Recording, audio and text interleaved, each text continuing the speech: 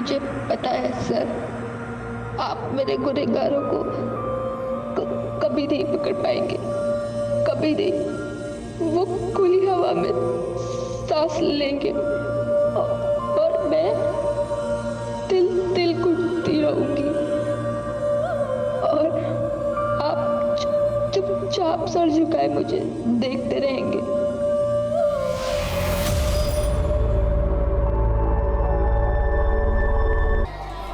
बॉबी, इस बार भी इस सेमेस्टर में 90% आए हैं। देखना अगली बार ना तेरा नाम भी इस बोर्ड पर होगा, फिर तो पार्टी देगी ना। पार्टी? पहले ये बोर्ड देख मानसी, पिछले 10 साल में सबसे हाईएस्ट मार्क किसके हैं?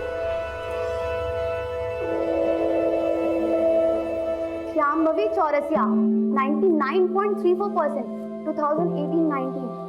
वाह यार, तुम दोनों बहनों तो स्कॉलर हो और तेरी बड़ी बहन ना तुझसे भी आगे है। यही तो प्रॉब्लम है, पूरी लाइफ दीदी के अचीवमेंट्स में ना मेरे एफर्ट्स तो कहीं दिखाई नहीं देते। चल आओ। क्या बोल रही है तू? कुछ नहीं, वो तो मैं ऐसे तुझे पता क्यों नहीं, दीदी पीछे खड़ी है। वो तो माँ पापा का टेंशन था ना इसलिए। तो क्यों इतनी टेंशन लेती है? These are just numbers। 5 साल बाद किसी को याद भी नहीं होगा कि तेरे कितने मार्क्स हैं। समझी? चले। ओए हीरोइन, क्या स्टडी करने आती है, बाल बढ़ाने आती है? विकास, तेरी गुंडागर्दी मुझ पे नहीं चलेगी, समझा? चल कर।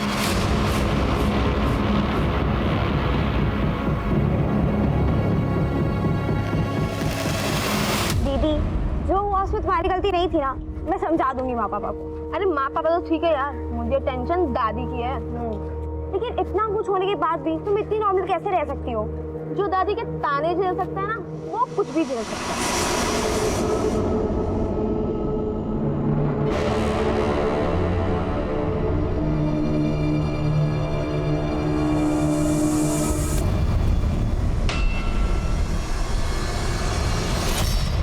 शांभवी, इधर आ, इधर आ तू।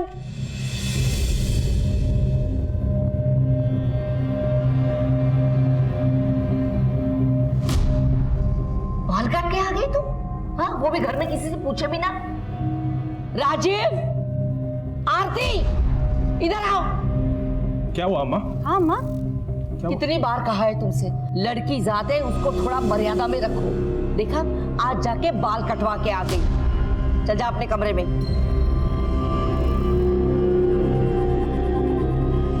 कह देती हूँ, ये लड़की एक दिन हम सबको खून के आंसू रुलाएगी, याद रखना। माँ, पापा, अब दादी से कुछ कहते क्यों नहीं हो? वो इतने ताने क्यों देती है? बेटा, दादी की बात को दिल पे नहीं लेती। कैसे ना लगाऊं पापा, अभी से स्कूल से आए हैं, उनको जो कहना होता कह देती, लेकिन अच्छे से खाना तो खा लेने देती। नहीं बॉबी, मुझे बिल्कुल भी भूख नहीं, मैं बाद में खाऊंगी। माँ, चमन चाचा का खाना दे दो, मैं उनको दे के आती हूँ। अच्छा ठीक है, चल। पर तुमने बाल क्यों कटवा दिए? बताना तो बाद में बताऊंगी। बॉबी, तू चल रही मेरे साथ? नहीं दीदी, मेरे सर में बहुत दर्द हो रहा है, आप जाओ। चल आराम कर।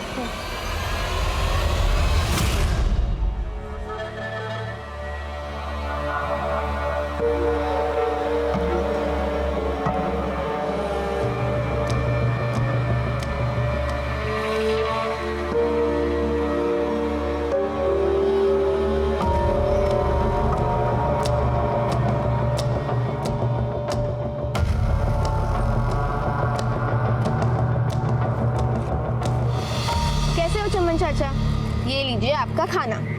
टिया रानी, कितने महीनों से खाना लाती हो, एक भी दिन ऐसा नहीं गया जिस दिन खाना ना लाई हो।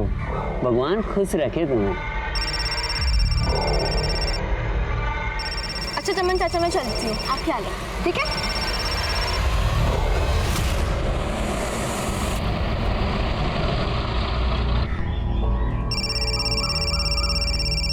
हेलो हेलो, आवाज नहीं आ रहा है।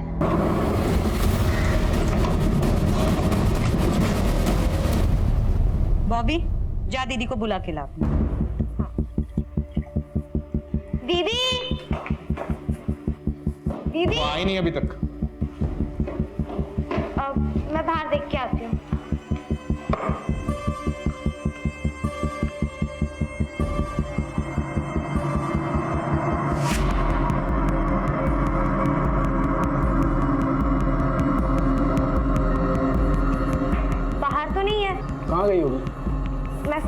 कुछ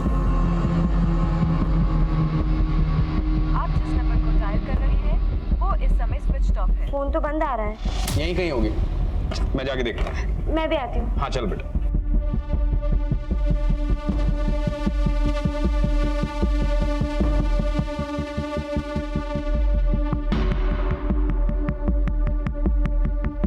चमन, वो मेरी बेटी शांभवी आई थी क्या यहाँ? हाँ साहब, रोज की तरह खाना दिया, बढ़िया खाना था। किस तरफ गई हो? घर की तरफ।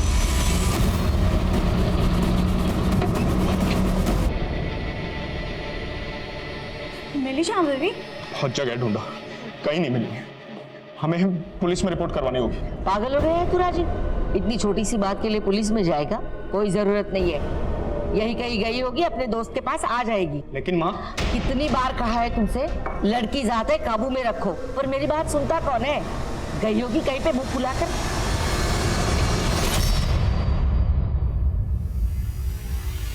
माँ प्लीज आप रोइए मत। आप प्लीज पुलिस के पास जाइए ना। पता नहीं मेरी बच्ची कहाँ होगी, कैसी होगी, किस हाल में होगी। बड़े मजे में होगी तेरी बेटी।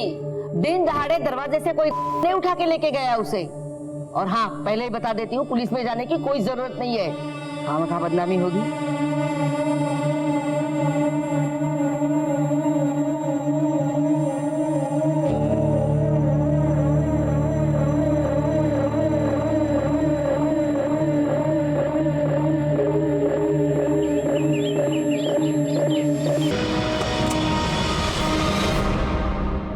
जी बोलिए। क्या ये राजीव चौरसिया का घर है? हम मैं ही राजीव चौरसिया हूँ।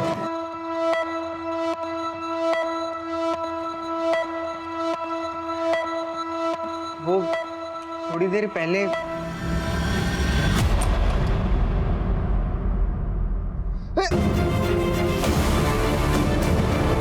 तुम्हारा नाम क्या बेटा? बोल। अम्मी, हाँ हाँ, पकड़ पकड़ उसे।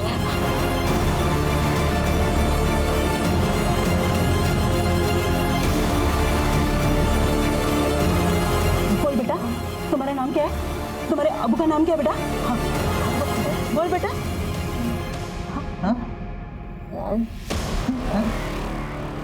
राजीव,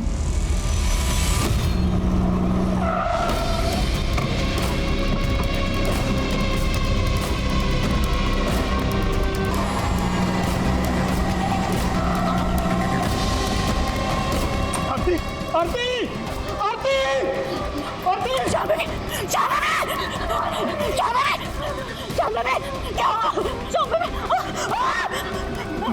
शांभवी, मैं बताता हूँ। कपड़े पहना दो इसे, बेटा कपड़े लेके हमें इसे हॉस्पिटल लेकर जाना पड़ेगा। नहीं नहीं, जल्दबाजी मत करो। इसे हॉस्पिटल लेके जाने की कोई जरूरत नहीं है। थोड़ा सा वक्त दे दो, ठीक हो जाएगी। अरे हॉस्पिटल ले गए तो पुलिस केस होगा। फालतू का बखेड़ा नहीं चाहिए। लेकिन माँ, जब देखो तुम सब लोग अपनी मनमानी करते रहते हो। अरे इस लड़की की ये जो हालत है ना, वो तुम्हारी मनमानी का नतीजा है। अगर इस हालत में ये लड़की घर से बाहर गई तो तुम मेरा मरा हुआ मुंह देखोगे। अम्मा,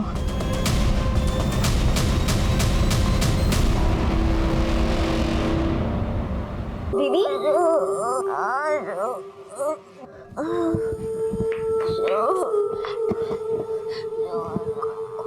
कुछ नहीं हुआ, डरो मत। यहाँ कोई दीदी दीदी दीदी दीदी आंखें खोलो। दीदी दीदी माँ माँ माँ, देखो कितना खून बह रहा है, देखो। पुलिस कंप्लेन नहीं करनी है तो मत करिए, लेकिन उसको हॉस्पिटल लेकर के चलिए। बहुत खून बह रहा है उसका। काम करते हैं, वो शांभवी को डॉक्टर श्याम के पास ले चलते हैं। दोस्त है मेरा, रात बाहर भी नहीं जाएगा।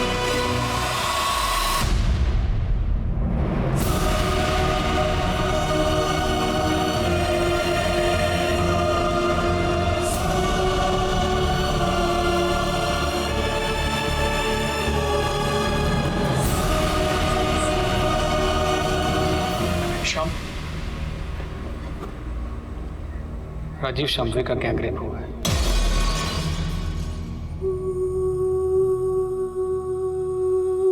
शायद 2 से ज्यादा लोग थे। बहुत तड़पाया गया उसे।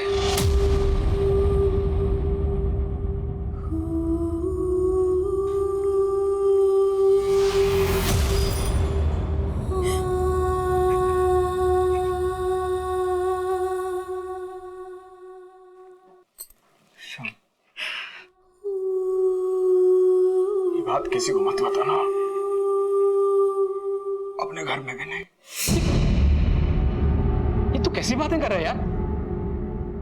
ये वक्त समाज के बारे में सोचने का नहीं है। अपनी बेटी के बारे में सोच। 11 कांच के टुकड़े, 2 पेपर कप्स, 5 पत्थर के टुकड़े।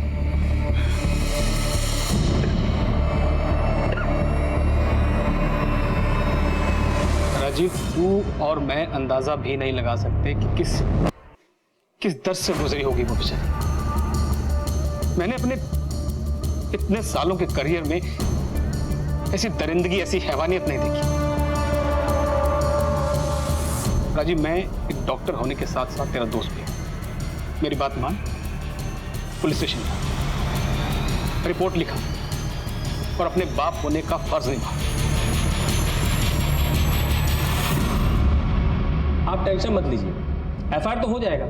बस अपनी बेटी को थाने ले आइए रिपोर्ट लिखाने के लिए। साहब, मेरी बेटी की हालत बहुत नाजुक है, वो यहाँ तक नहीं आ सकती। चलेगा। वैसे आपकी बेटी आपको मिली कहाँ से थी? हुमायूं नगर से एक औरत आबिदा और उसके बेटे ने मदद की। ठीक है, वो तो हम पता लगा ही लेंगे, लेकिन कुछ और डिटेल्स चाहिए होगी हमें। साहब, सब कुछ तो बता दिया आपको। हाँ हाँ, अभी तक जो आपने बताया अपने मन से बताया, लेकिन अभी जो हम सवाल पूछेंगे उसका जवाब दीजिए। अब आपने बताया कि आपकी बेटी परसों गायब हुई थी। जी। कमाल करते हैं राजीव साहब, पहले आना था ना रिपोर्ट लिखाने के लिए, इतना टाइम क्यों लगाया? साहब, बेटी का मामला है। ये पहली गलती है आपकी। अगर आप पहले आ जाते तो केस अब तक सॉल्व हो चुका होता। खैर छोड़िए, अब आगे से ध्यान रखिएगा, बात को बाहर मत जाने दीजिएगा। बाहर मतलब समझे ना, मीडिया उडिया में।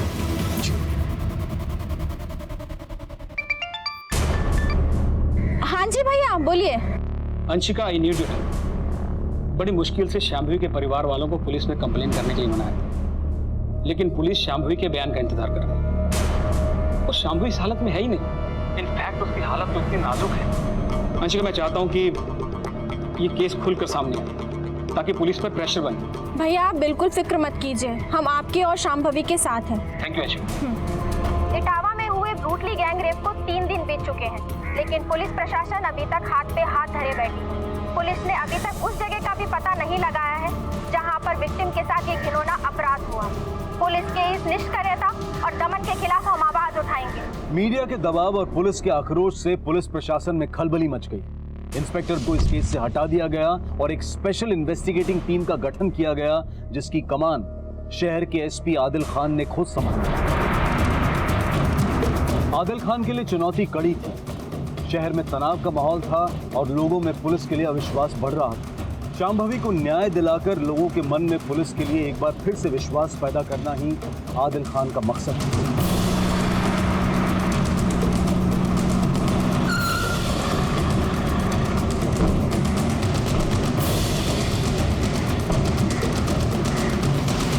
अब क्या बचा है यहाँ?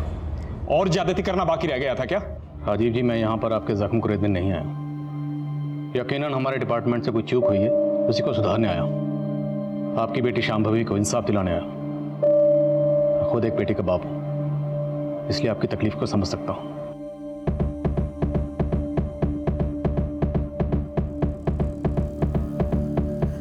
आइए सर, आइए।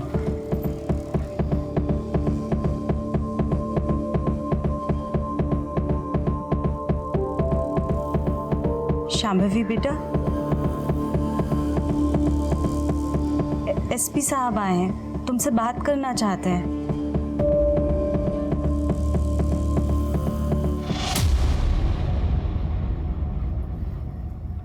डरो मत बेटा, ये नए अफसर है, हमारी मदद करना चाहते हैं।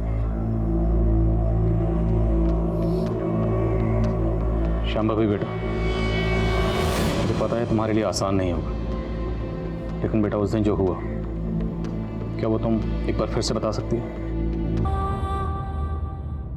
शांभवी बेटा, रहने दीजिए, इट्स ओके, मैं बाद में आऊँ।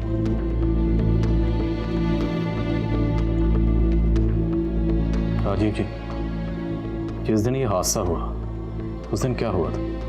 I mean, एग्जैक्टली क्या हुआ था? सर, पिछले कई सालों से शांभवी दीदी हमारे कॉलोनी में आगे बैठने वाले भिखारी चमन चाचा को खाना देती थी। हर रोज की तरह उस दिन भी वो खाना देने गई थी। हम सब दीदी का इंतजार कर रहे थे, लेकिन वो लौटी ही नहीं।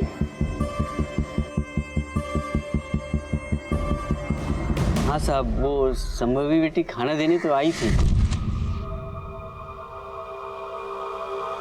वो किसी से बात कर रही थी फोन में, लेकिन उस दिन के बाद नहीं आई। तूने शांभवी का अपहरण होते हुए देखा था? अपहरण किसने किया साहब? वो ठीक तो है? ज्यादा नौटंकी नहीं समझे, सीधे सीधे बोल। उस दिन तुमने किसी सफेद रंग की गाड़ी को देखा था? गाड़ी तो आई थी साहब, कौन से रंग की थी वो याद नहीं। गाड़ी का नंबर? नहीं साहब। रोज यहीं बैठता? जी साहब। चमन को खाना देने के बाद शंभावी का घर ज्यादा दूर नहीं, तो मुमकिन है इसने सब कुछ देखा हो, लेकिन शायद छुपा रहा है। सर, कहीं ये भिखारी उनमें शामिल तो नहीं? नजर रखो इस पे। और इसके मुताबिक शांभवी जब अपने घर की तरफ जा रही थी तब वो किसी से फोन पर बात कर रही थी। शांभवी की कॉलिंग कार्ड से निकलवा? जी सर, शांभवी उस वक्त उसकी क्लासमेट क्षमा से बात कर रही थी। क्षमा? सर, कॉल तो कनेक्ट हुआ था, लेकिन हमारी बात नहीं हो पाई थी।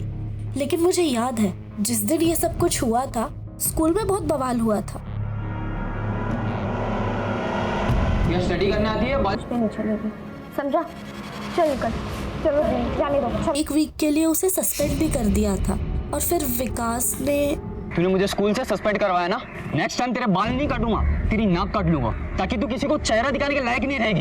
इस बार तो छोड़ दिया तुझे, अगली बार मुझे हाथ भी लगाया ना।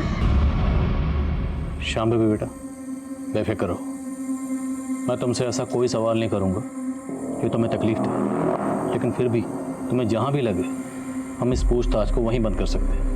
ओके बेटा, तुमने विकास खरे के बारे में ये शबीर अहमद को बताया था?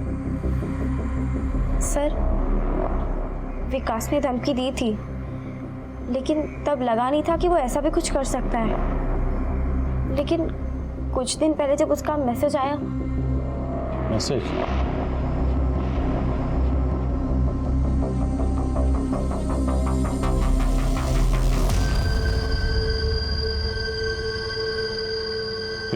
सर,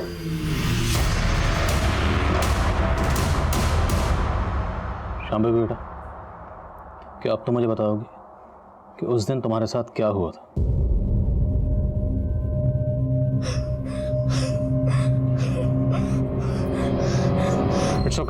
इट्स ओके बेटा, रिलैक्स, कोई बात नहीं, स्ट्रेस मत लो।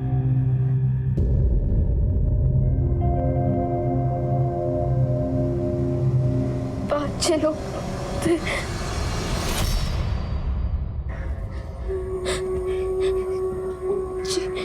जिन्होंने मेरा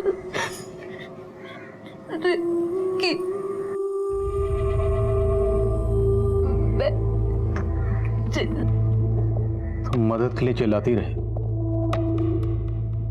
किसी ने तुम्हारी आवाज नहीं सुनी? आए थे कुछ लोग, आवाज सुन के मेरी मदद करने। कौन थे वो लोग? अच्छे लोग, बहुत अच्छे लोग थे। मदद करने आए थे, मदद करने अच्छे लोग।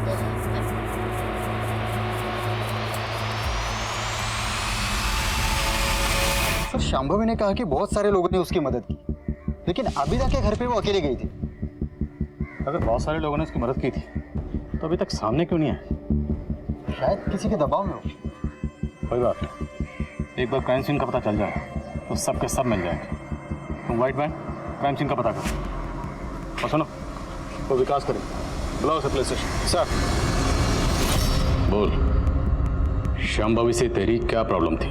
सर टेंशन थी और मेरे और श्याम भाभी के बीच, लेकिन मेरा उस इंसिडेंट से कोई लेना देना नहीं है सर। तो कहाँ था उस दिन? सर मैं तो अपने घर पर ही था सर। तो मतलब तूने कुछ नहीं किया? तब तो तुझे डीएनए सैंपल देने में कोई प्रॉब्लम नहीं होगी। और वो मैसेज, श्याम भाभी को मैसेज क्यों भेजा था? वो मैसेज सर सिर्फ मैं मौके का फायदा उठा रहा था सर। मुझे लगा उस वक्त मैं उसे धमका भी सकता हूँ और नीचा भी दिखा सकता हूँ सर। तेरी इस हरकत के लिए ना तेरे नक्शा बिगाड़ सकता हूँ मैं, समझे तुम?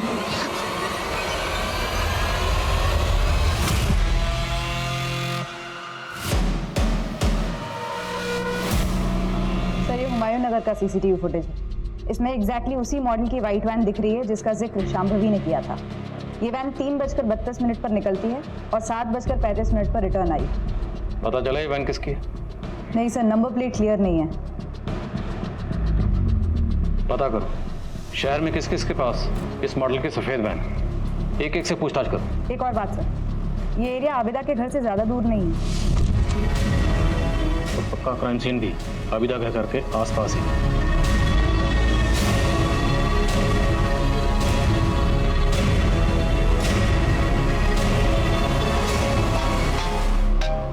इसने किया था। Good.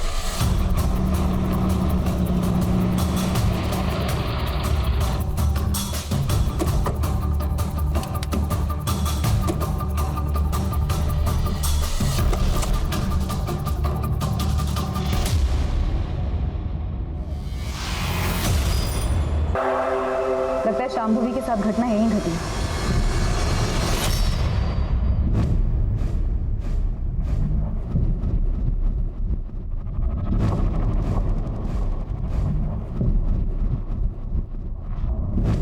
MM Caterers।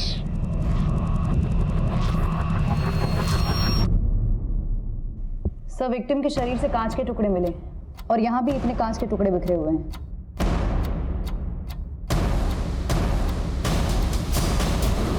Sir bottle के बड़े कांच के टुकड़े यहाँ पर हैं।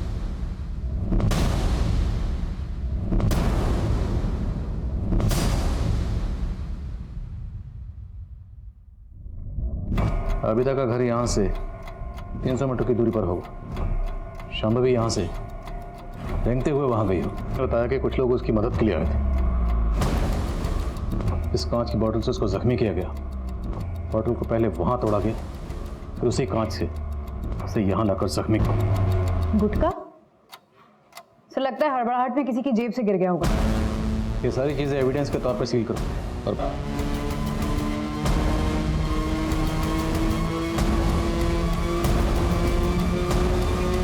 पिता के शरीर को ही नहीं बल्कि मानसिक अवस्था को भी हानि पहुंचाता है। शरीर के घाव तो शायद वक्त के साथ भर जाएं, लेकिन मन पर लगे घाव बहुत तकलीफदेह होते हैं। श्याम भाभी भी इसी मानसिक यातना से जूझ रही थी। वो दर्दनाक हादसा एक सदमे की तरह से उसके दिमाग पर बार बार दस्तक दे रहा था। दूसरी तरफ एसपी आदिल खान और उनकी टीम इस केस की साजिश को समझने की कोशिश में लग गई। सर क्राइम सीन के आसपास के लोगों से बात हुई लेकिन कुछ खास हाथ नहीं लगा। उस दिन वहाँ पर एक शादी थी जहाँ दिन भर डीजे बज रहा था और लोग उसी के फंक्शन में व्यस्त थे। जितने भी लोगों से बात हुई उन्होंने कहा कि डीजे की ऊंची आवाज़ के आगे किसी लड़की के चीखने चिल्लाने की आवाज़ सुनाई नहीं दी। मैम कैटरिंग वालों से बात हुई, इनका विजिटिंग कार्ड मिला था? हाँ सर, उस शादी में केटरिंग उसी की थी। इनफैक्ट वो उस दिन वहाँ मौजूद भी था। वो कह रहा था कि उसने तकरीबन 50 लोगों को अपना विजिटिंग कार्ड दिया होगा। Auto auto auto auto auto uncle airport चलोगे? पहले घर पे चलना, मुझे सामान उठाना है, फिर एयरपोर्ट चलते हैं। चलो। मुलजिम शाम भाभी को उठाकर रैंडमली हुमायूं नगर नहीं लेकर गए। वो जानते थे कि शादी वाला एरिया है, इसलिए वो जानबूझकर उसे वहाँ लेकर गए ताकि शादी के शोरगुल में लड़की की चीखने की चिल्लाने की आवाज़ कोई नहीं सुने। अपने खबरियों को वहाँ एक्टिव करो। उन्हें कहो कि कुछ भी पता चले तो तुरंत इन्फॉर्म करें। सर अपने खबरियों से एक इम्पोर्टेंट बात पता चली। तूने तो कहा था कि तूने कुछ नहीं देखा, फिर ये फोन? सच बोल रहे हैं साहब, मैंने कुछ नहीं देखा था। मुझे तो ये भी नहीं पता ये बिटिया रानी का फोन है। मुझे पड़ा मिला, उठा लिया साहब। माँ की कसम सच बोल रहा है साहब। एक सच और बोल, तेरे पास इतने पैसे कहाँ से आए?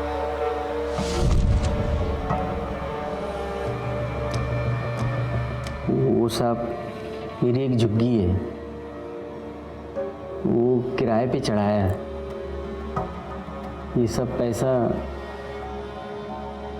किराए का है साहब। तो ये भीख मांगना तेरी हॉबी है क्या? बस समझ लीजिए साहब, भीख मांगकर खाने की आदत पड़ गई। पुलिस को बेवकूफ समझा तूने? सीधे सीधे बोल, शांभवी के अपहरण से तेरा क्या लेना देना? मेरा कोई लेना देना नहीं है साहब। पिछले कई सालों से वो हर दिन खाना खिलाती है मुझे। आप चाहो तो साहब ये सारे पैसे आप ले लीजिए, मैं खुशी खुशी दे दूंगा साहब।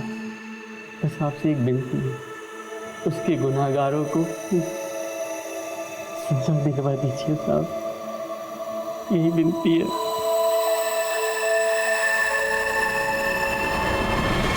ये सब मेरी गलती है। मैंने तुझे हमेशा डांटा, कभी तुझसे प्यार नहीं किया। तुझे ना जैसे कपड़े पहनने पहन, तुझे जैसे बाल काटने हैं काट ले, मैं तुझे नहीं टोकूंगी। बस तू ठीक हो जा। अब पछताने से क्या फायदा अम्मा? आप यहाँ से चली जाइए, चली जाइए।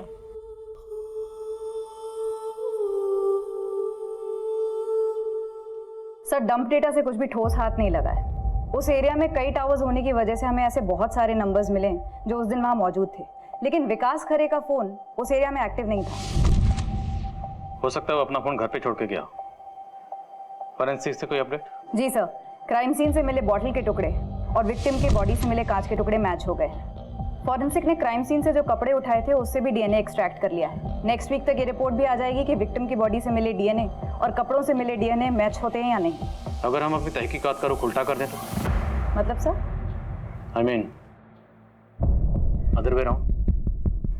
अभी तक हम विक्टिम से बाकी लोगों के डॉट्स जोड़ रहे हैं। अगर हम इसका उल्टा करें, डंप डाटा में जितने भी लोगों के नंबर मिले हैं उनके प्रोफाइल चेक करें, उसमें ये चेक करें कि उनमें से वो लोग कौन हैं जिनका विक्टिम शांभवी से कोई ना कोई कनेक्शन है। चांस लेकर देख सकते हैं सर। MM कैटर से कोई अपडेट? हाँ सर, 7 ऐसे लोगों का पता चला है जो उस दिन शादी में वहाँ मौजूद थे और जिन्होंने MM केटरर्स को बाद में कांटेक्ट किया अपने यहाँ किसी फंक्शन के लिए। नजर रखो, कुछ भी अटपटा लगे उठा लो। सर सर गुटके से कुछ ज़्यादा पता नहीं चला, लेकिन अपने खबरियों ने बताया कि जिस कार का यूज़ रेप केस में हुआ था वैसी ही कार का पता चला है।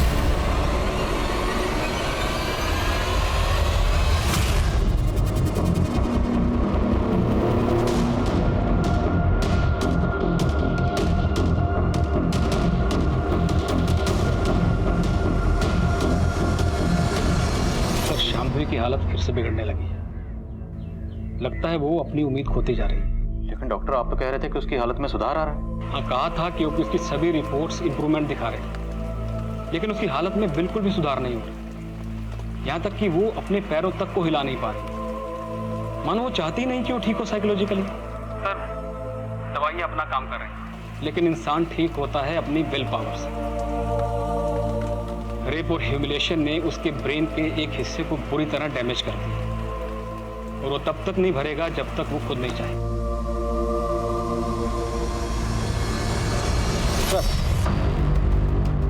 सर व्हाइट कार की डिटेल्स आरटीओ से आ गई है। वो कार पहले फैज शेख नाम पे रजिस्टर्ड थी, लेकिन फैज अभी दुबई चला गया। क्राइम में जिसकी गाड़ी इस्तेमाल हुई वो हमारे हाथ से निकल गया। सर और एक बात पता चली, फैज के दुबई जाने के बाद उसी एरिया का और एक आदमी अकरम बेग, उसने भी दुबई के वीज़ा के लिए अप्लाई किया था। सर खबरियों ने बताया कि 1 महीने पहले तक उसका दुबई जाने का कोई प्लान नहीं था और ना उसके पास पैसे थे। मुझे शक हुआ तो मैंने क्राइम सीन के डम डाटा में उन दोनों का नंबर चेक किया। ये अकरम और फैज दोनों मौजूद थे वहां पर? हाँ सर। हाँ इस अकरम को। क्या कर रहे हो? हाँ क्या रुक। क्या हो रहा है? क्या क्या हो रहा है? डरो मत दोस्त है। अरे अकरम सबसे मजे ले रहे हैं, तू भी ले ले। मुंह बंद रखना है। क्या अभी ठीक है, नहीं करना है मत करना, इट्स फाइन। बस मुंह बंद करने का क्या लेगा वो बताना खाली। और तुमने दुबई का टिकट ले लिया? जी सर। और कौन कौन शामिल है?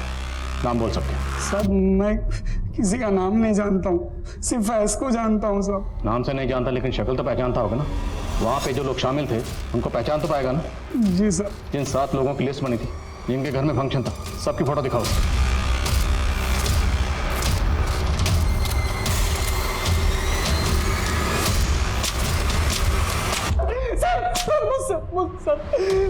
सर मुझसे बहुत बड़ी गलती हो गई सर। मैं सच बोल रहा हूँ सर। मैं उस लड़की को जानता भी नहीं था सर। मैं अपने फोन से बात करते हुए वहां से जा रहा था, तभी मैंने एक लड़की की चीख सुनी।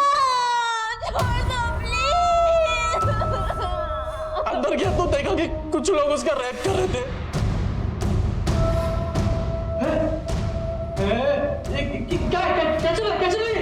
अबे तू क्या डर रहा है? फ्री का माल है, तू भी मजे ले ले। चल। सर मेरे से पहले भी वहाँ 4-5 लोग थे और मेरे बाद 10-12 लोग और आए सर। नाम बोल कौन कौन थे? नाम जुमी, इफ्तिखार, नौमान और हाँ सर वो बारात में आए हुए दूल्हे के चाचा इम्तियाज भी थे सर। बारात में आए बाराती बन के, रेप होता देखकर रेपिस्ट बन गए। दो अच्छे से।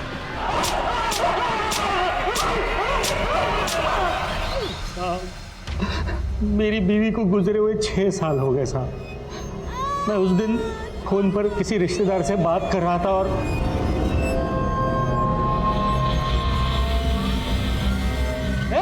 हेलो लो क्या हो रहा है? हाँ शांत शांत हो जाओ। ये लड़की कौन है? हाँ क्या कर रहे हो तुम लोग इसके साथ? चाचा हल्ला क्यों मचा रहे हो आप? ये लड़की अपनी मर्जी से आई है चाचा, आई है कि नहीं? आपको जो करना कर लो ना। देखो चाचा, देखो चाचा, आप ना खाली अपना मुंह बंद रखिए। लड़के को किडनैप किसने किया था? साहब हमको नहीं पता साहब। हम लोग तो वहाँ लड़की की चीख सुनकर ही पहुंचे थे साहब।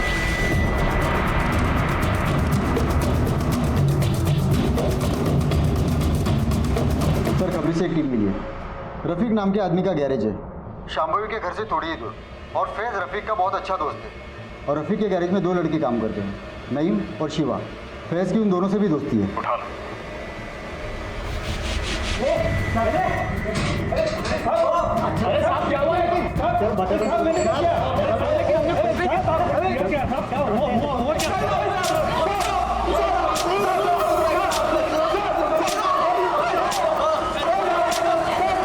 तुम लोगों की सारी पोल खुल चुकी है।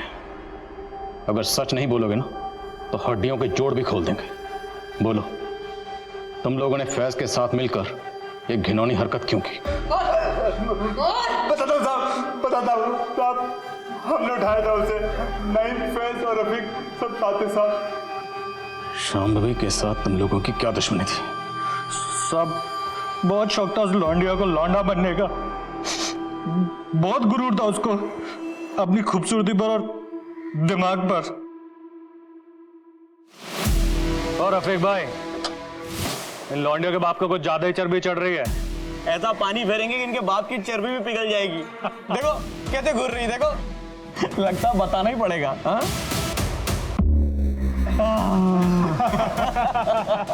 हो गई ठंडी।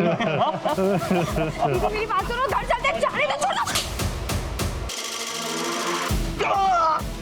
ना मर्दानगी दिखाने का इतना ही शौक है ना तुझे, तो ऐसी जगह जाके दिखा कि तेरी अम्मी और बहन भी देख सके, समझा? लेकिन उसने लौंडिया पने की सारी हदें पार करती थी। हमारे दोस्त रफीक को हमारी दुकान पे थप्पड़ मार के साथ सबके सामने सर बेइज्जती कर दी हमारी। देसी लड़की दिन दहाड़े थप्पड़ मार गई, नामर्द बोल गई, घर का काम काज छोड़ के बाहर घूमती है मर्दों की तरह, और हमें ज्ञान पेल रही है। सबक तो सिखाना पड़ेगा रफीक भाई। सबक तो मैं सिखाऊंगा उस लौंडिया को। पर कैसा सिखाऊं ये समझ में नहीं आ रहा है बस। मेरे पास एक रास्ता है, अपने फैज के पास गाड़ी है ना, और अपने को गाड़ी मिल जाए ना तो अपना काम हो जाएगा। 5-6 महीने तक हमने कुछ नहीं किया साहब, ताकि मामला शांत हो जाए। वो रोज उस भिखारी को खाना देने जाती थी, हम लोगों ने सारा इंतजाम कर लिया था, बस सही वक्त का इंतजार कर रहे थे। और उस दिन तो बॉबी भी उसके साथ नहीं आई थी साहब। हमें वो मौका एकदम सही लगा काम को अंजाम देने का, हमने फौरन फैज को बुला लिया।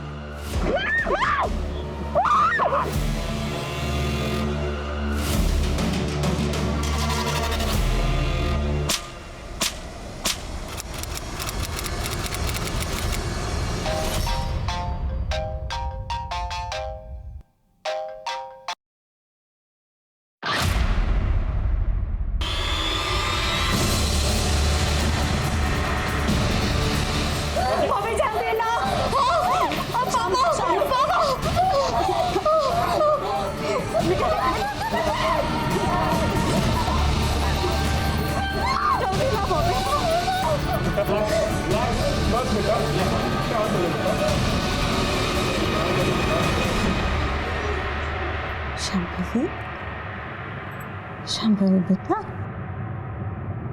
शांभवी, शांभवी। डॉक्टर, डॉक्टर देखिए ना, ये कुछ बोल नहीं रही है। देखिए, देखिए ना इसको क्या हो गया। शांभवी, शांभवी, शांभवी, शांभवी बेटा, शांभवी।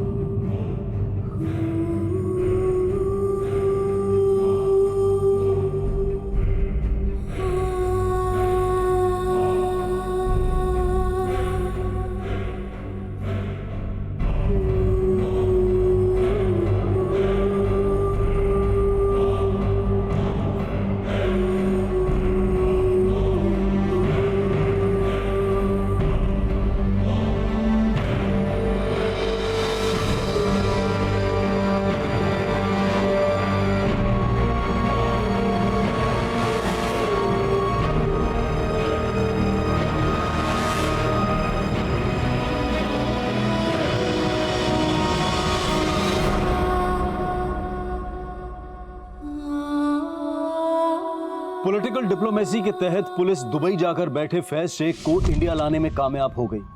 शांभवी के सभी गुनहगार इस वक्त सलाखों के पीछे हैं, लेकिन अफसोस इस बात का है कि ये दिन देखना शांभवी के नसीब में नहीं था। शांभवी एक बहुत ही होनहार और साहसी लड़की थी, एक उज्जवल भविष्य उसके सामने था, लेकिन कुछ लड़कों की भद्दी सोच और हैवानियत ने उसकी जिंदगी तबाह कर दी।